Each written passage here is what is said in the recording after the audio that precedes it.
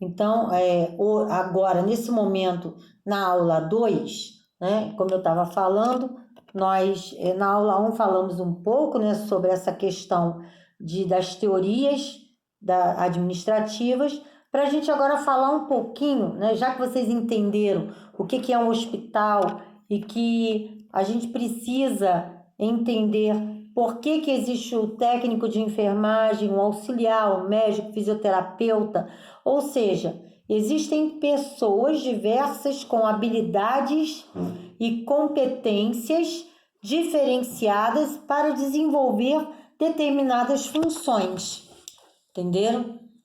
Assim como eu tenho técnico de enfermagem, eu até falei, né, que nós tínhamos o atendente de enfermagem, depois passou para o auxiliar de enfermagem, e conforme foi aumentando a tecnologia e a demanda da necessidade da qualidade da assistência, né, é que nós começamos a entender que havia a necessidade dessas especializações, tá?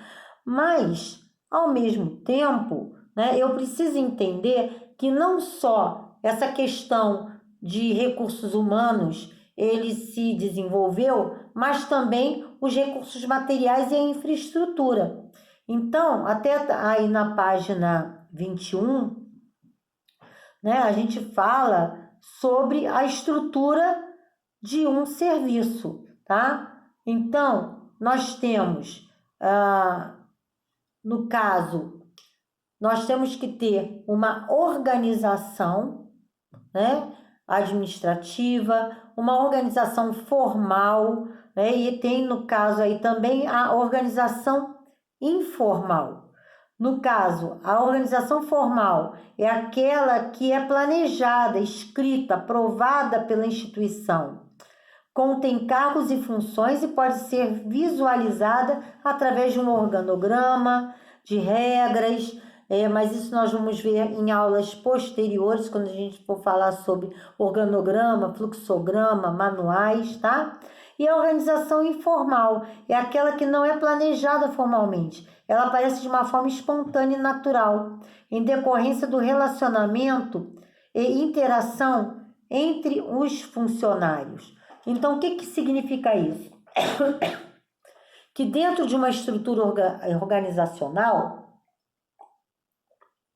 eu tenho fluxos programados, pré-projetados, no caso, normas, rotinas, né? Eu tenho um perfil hierárquico e eu tenho também a parte informal, ou seja, aquilo que eu consigo organizar dentro daquela estrutura organizacional. Márcia, troca em miúdo, né? Vocês, quando começarem a trabalhar no hospital ou forem para fazer estágio, vocês vão ver que existe uma norma e rotina, assim como eu falei. Pela manhã, a higienização dos pacientes, eu tenho os horários definidos de medicação, eu tenho horário definido de curativo, de realização de tarefa, de levar paciente para realizar exames, cirurgias, preparar paciente para cirurgia, preparar pacientes para exames, por exemplo, que tenham que ter preparo. Então, isso tudo é uma organização formal, tudo planejado. Mas quando eu chego com a minha equipe, ou amanhã de manhã para pegar o plantão, isso já modifica. De que forma? Eu tenho uma equipe de 6 elementos e eu me organizo dentro do meu setor, informalmente. De que forma? Hoje, pessoal, vamos fazer o seguinte, eu e o José vamos dar os banhos nos pacientes acamados e Maria e Fátima conduz os pacientes para os banhos de aspersão. A Carolina separa a medicação, por exemplo. Isso é uma organização informal, onde eu pego e eu me interajo entre nós funcionários. Por exemplo, o pessoal da higienização.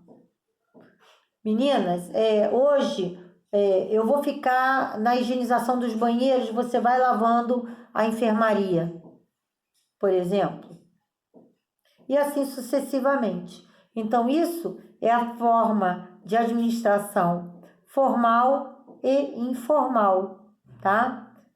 E aí,